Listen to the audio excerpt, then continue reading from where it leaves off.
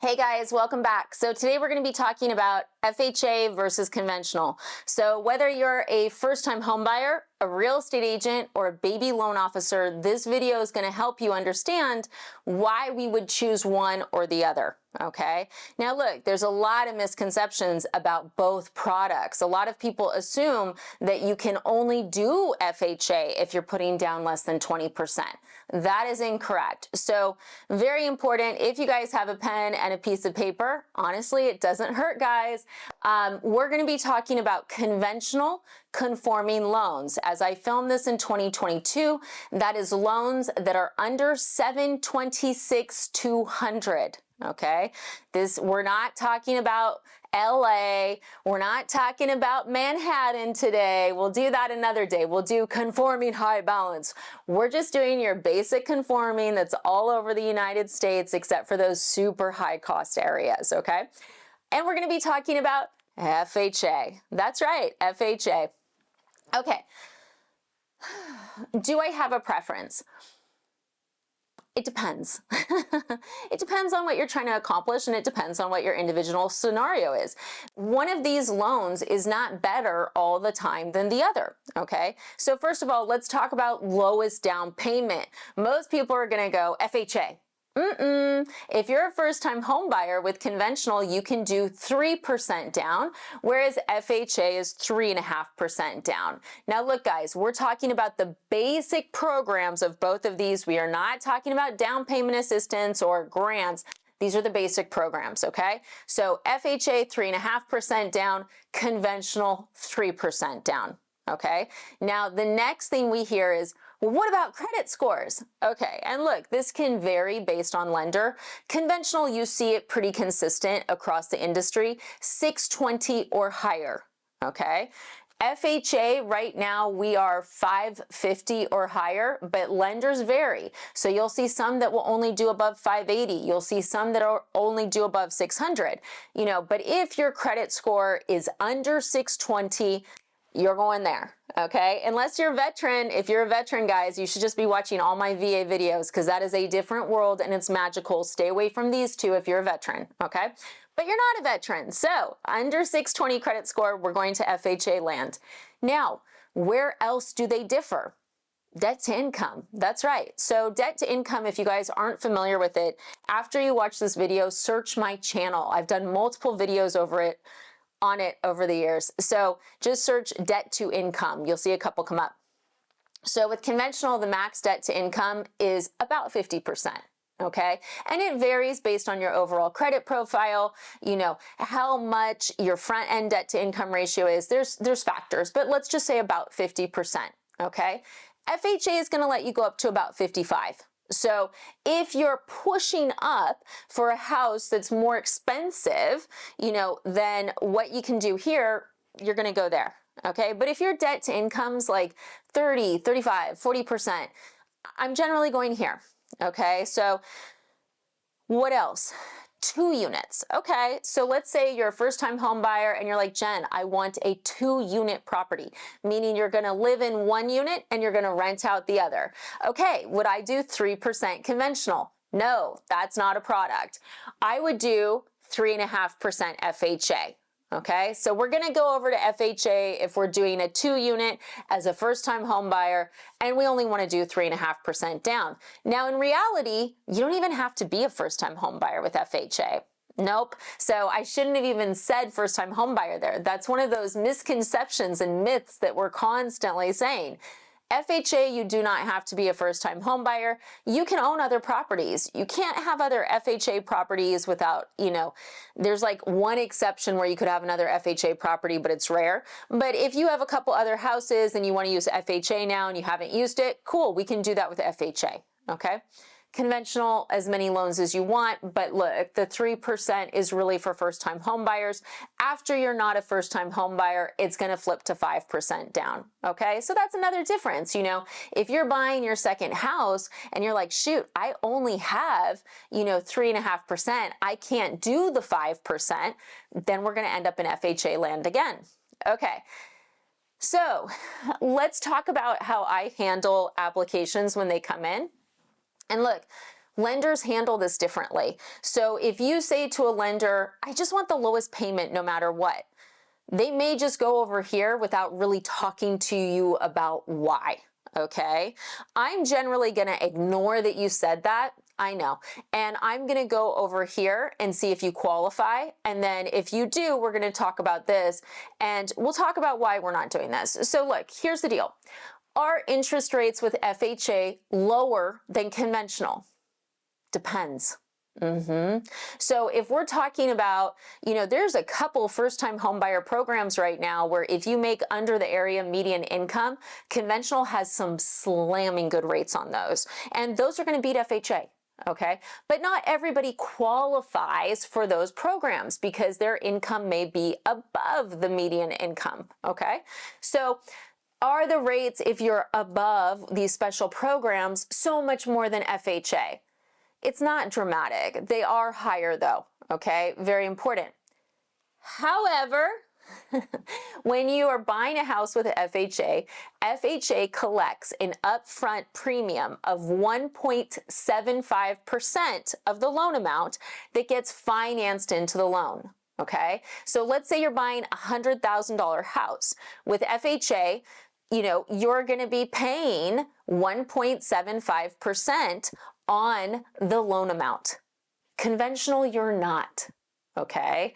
So let's say you have a 760 credit score and you're like, Jen, I have a 760 credit score, my debt to income's 30%, I wanna buy a single family home, which should I do? I'm gonna go over here every time.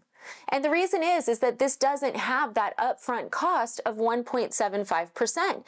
People go, well, but the rate's lower. Guys, you're financing in 1.75% of the loan amount. You're paying for that lower rate. It's not a free magical lower rate. They're getting their money. They're getting their due, okay? So, saying that's just a free lower rate, it's just not true because you have that upfront mortgage insurance premium of 1.75% that is financed in. Conventional does not have that, okay?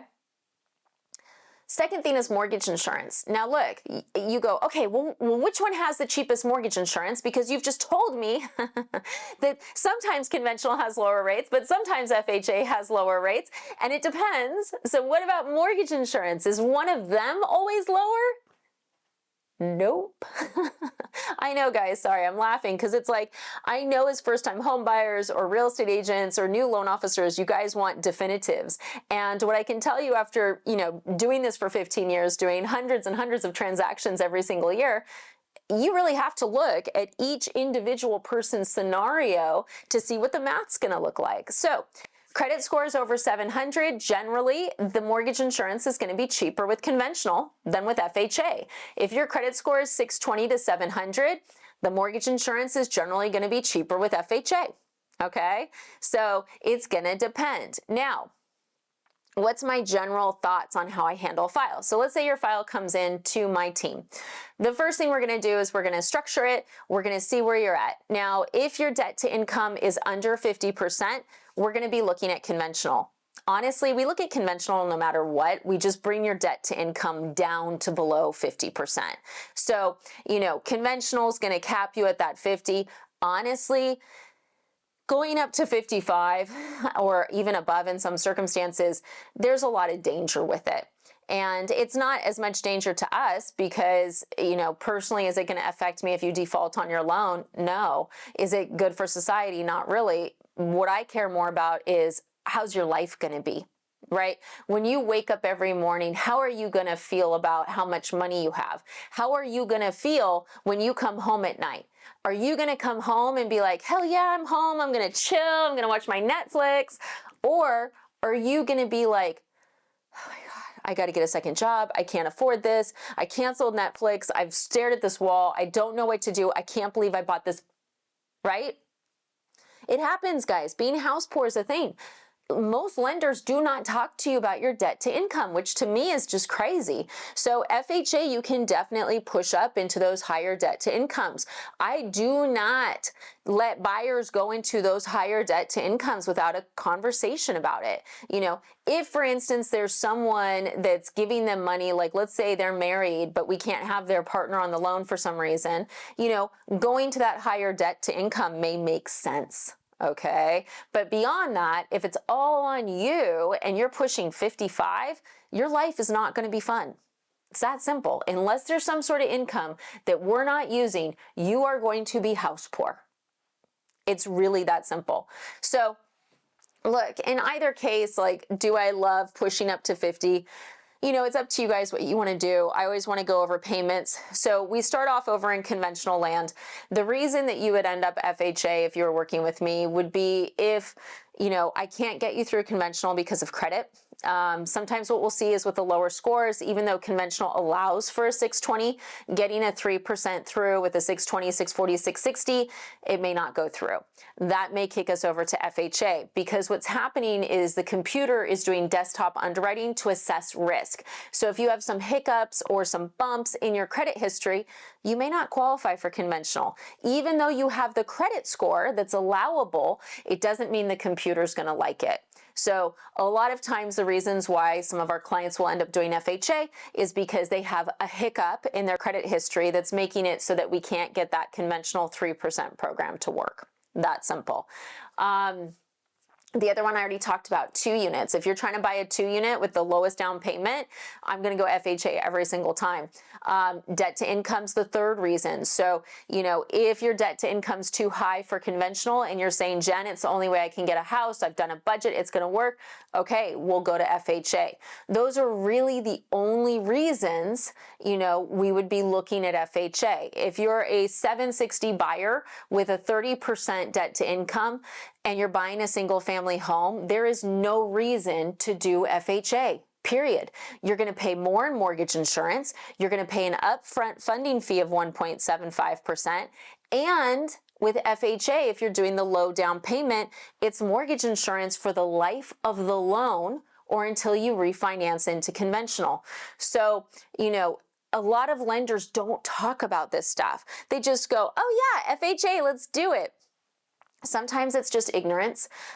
Sometimes there is a little bit of malice behind it because the bottom line is that in many circumstances, lenders can make more on government loans like FHA. So they may not be very competitive with their conventional rates, but you don't notice it as much on their FHA rates. So if you have a credit score, like seriously guys, if you're 760 with a low debt to income and they're pushing you into FHA, I would really be wondering what was going on. And look, I think you should be asking every lender, whether it's my team, myself, hey, why am I in this program instead of this program? Whether it's conventional or FHA. I'll have buyers that are like, hey, you know, Jen, why am I not doing FHA? And I'll be like, oh, here's 3 reasons why. And they'll go, okay, got it. You know, as a lender, it's not offensive if you ask us why we have structured a loan in one way. That's literally our job, is to structure your file and then explain why, defend our position. Why did we do this, you know? Or maybe you qualify for both and we'll present both options, right? You know, so if you're working with a lender who's getting really offended and they're like, well, what, you don't think I know how to do my job? I mean, if someone answered that way, then I would probably say yes, based on your reaction. I'm very concerned about your ability to do your job. Look, both of them are good loan programs for different things. You know, if you're trying to buy a house and, you know, your credit's in the 620 range and there are some hiccups, FHA is a great program. If your credit score is in the 7s, you know, and you have a lower debt to income, conventional's a great program.